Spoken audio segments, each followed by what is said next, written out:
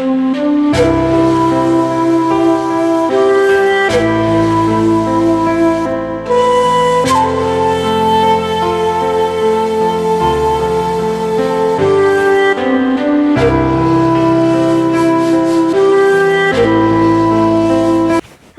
friends, I'm Shiny and I welcome you to the Bread of Life.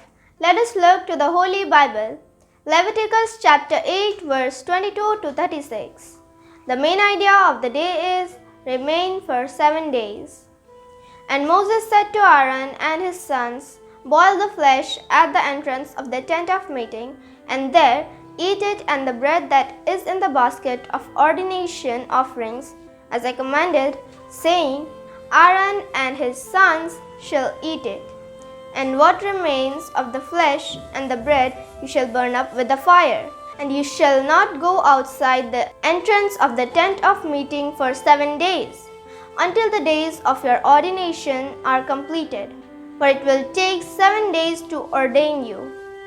As has been done today, the Lord has commanded to be done to make atonement for you. At the entrance of the tent of meeting, you shall remain day and night for 7 days, performing what the Lord has charged, so that you do not die, for so I have been commanded. Let us understand the word of God. After putting on the garments, Aaron and his sons must have wanted to perform their duties right away. However, God commanded them to take 7 days to get ordained. They were not allowed to leave the tent for 7 days. This is because God wanted them to develop strong relationship with Him during the preparation days.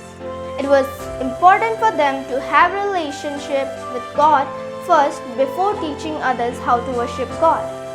May the Lord bless us with these beautiful words. Let us pray and practice. Dear God, thank you for your beautiful words. Please help us to spend more time in prayer to have a strong relationship with you. In Jesus' name I pray. Amen.